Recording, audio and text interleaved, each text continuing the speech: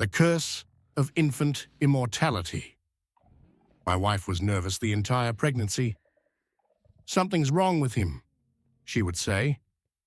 "I can feel it." It didn't matter that I took her to all the best doctors. All her checkups came back clean. Everyone assured us that both she and the baby were in perfect health. "No," she would scaredly tell me, "something isn't right." The day they put my son in my arms was the last day I ever saw my wife. She didn't survive the birth. I knew it from the moment I looked into my son's eyes. Something was wrong. He was a killer. I can't explain how it works, only tell you what has happened and what I was going to do. It started with the babysitter.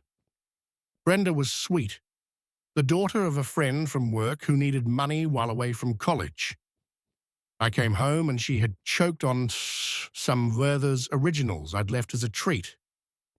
My son was there, silent as ever.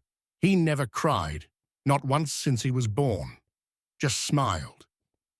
The babysitter's death was chalked up as a tragic accident. People choke, it happens. That's what I told myself.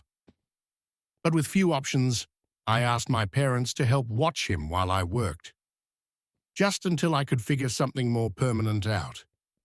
They were happy to finally meet their grandson. I was terrified throughout the workday.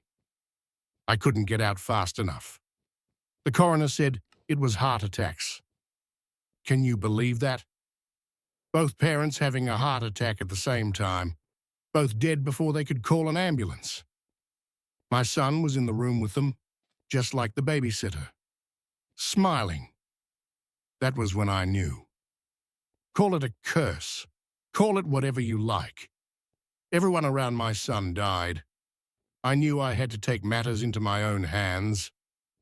I won't begin to explain how easy it is to acquire a gun in my state. It didn't need to be big. I locked all the doors, then to be sure, barricaded them.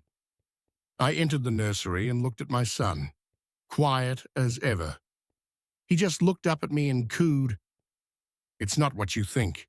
The gun's not for him." I already tried.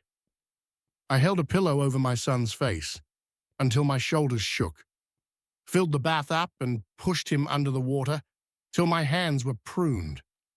Tried stabbing, poisoning the formula. My son can't die. He can only smile. Only one way to be rid of him.